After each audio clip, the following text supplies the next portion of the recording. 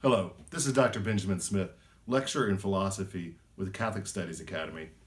I've been studying philosophy and theology for over 20 years, and I thought this would be a good opportunity to offer some ideas, some of the sources, identify some of the texts that have influenced me and helped me in my own studies and in my own journey.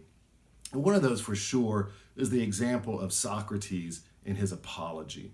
And you might sort of ask yourself, well, what is the apology? Why does Socrates have an apology? Socrates' apology is his defense of himself when he was put on trial by his fellow citizens in Athens. And you might ask yourself, of course, well, why was he on trial? And this is one of the main questions that Socrates tries to answer in the Apology.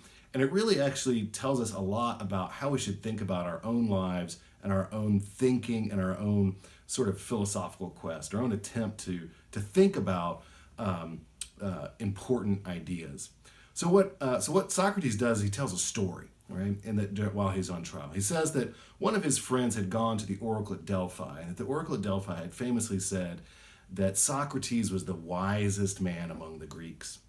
And Socrates didn't believe this could possibly be true, and so he set out to almost disprove what the god had said, what the oracle had said, to show that in fact he was not the wisest of men.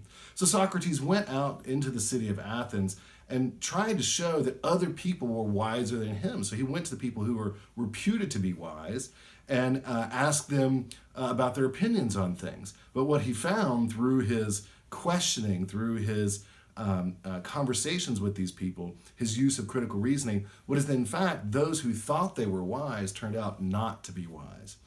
And eventually he came to the conclusion that maybe I am the wisest, namely in this, that I know that I am not wise. And that really maybe that's what human wisdom often, maybe not always, but often human wisdom consists in realizing the limitations of our own reasoning, the limitations of our own wisdom. And that's actually quite hard to do. If you sort of think about it, one of the primary aspects or characteristics of modern reasoning and modern thought is its self-confidence. We're always told constantly to think for ourselves, to be confident in our own thinking.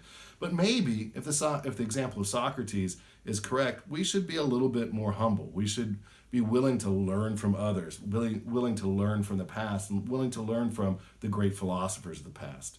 Until next time, God bless.